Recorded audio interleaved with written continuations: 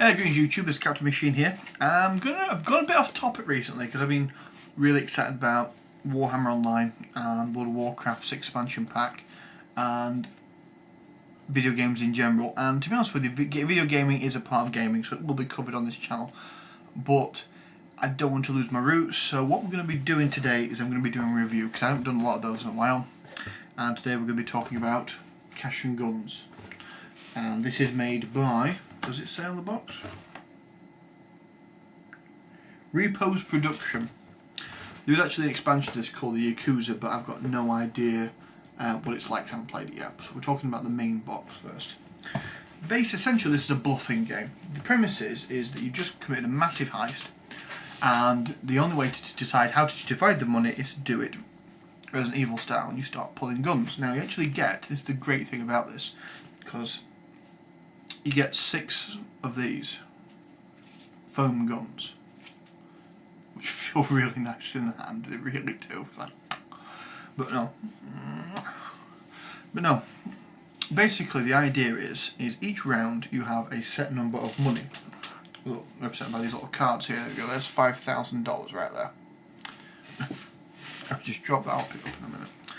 Right, and each round, and there's a set number of rounds, it's essentially a bluffing game.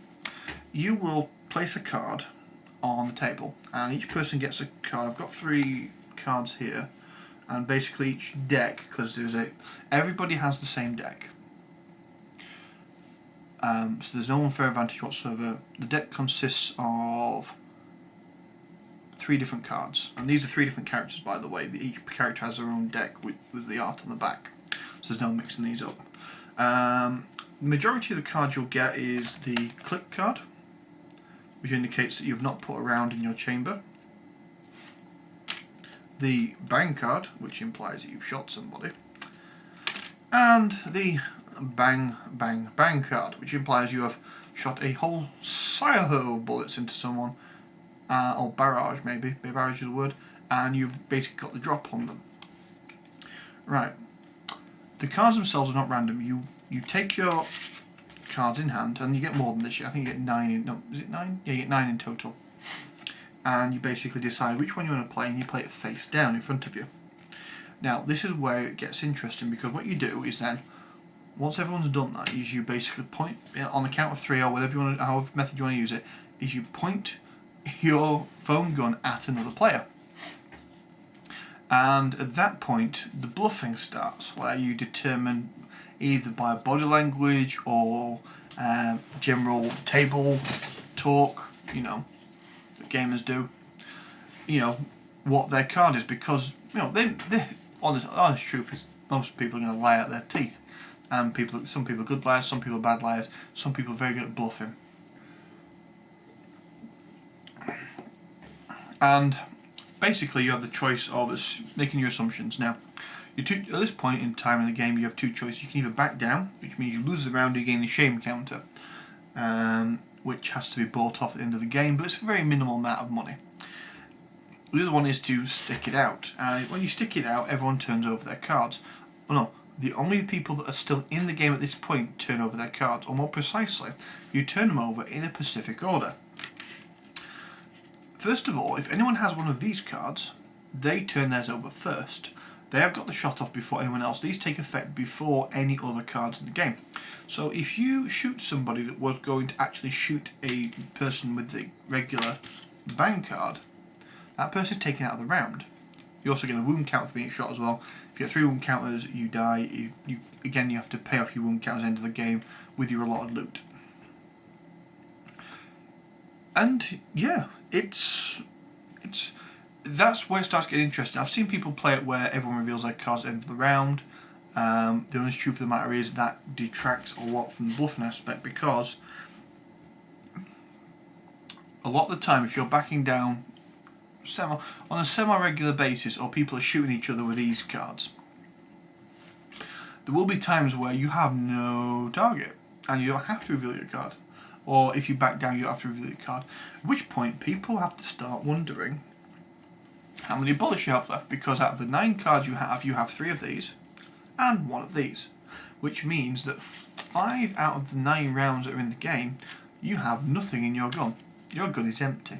It's a bluff. And it's a lot of fun. Basically, like I say, you get 6 of these, and there's a Yakuza expansion which has guns in it and shurikens and all that, but I haven't played it yet, and these just feel so great. I've played it now with 3 groups of people, and the honest truth is, had I not arranged to play as many role-playing games at the UK Game Expo, I would have had a crack at this as well, and I should have brought this with me because there was a lovely little board game room set aside at the end of the day at the Game Expo for this kind of thing. I should have taken this all with me because it would have gone down an absolute storm. It's a great fun game to play. There are alternative rules to it. There's a superpowers variant, which basically you pick a power, and some of them allow you to take multiple more bullets than normal, or shoot faster, or things like that. There's another variant where one of you is actually an undercover cop, and basically what happens is that while staying in the game, the cop has to ring the police, and when he rings the police 3 times, he wins as opposed to everybody else.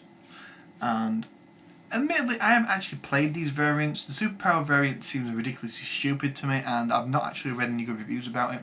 The cop variant seems to be popular with certain people. I'm not going to say anything bad about them, it's just the fact that I don't like that sort of thing. Other people will.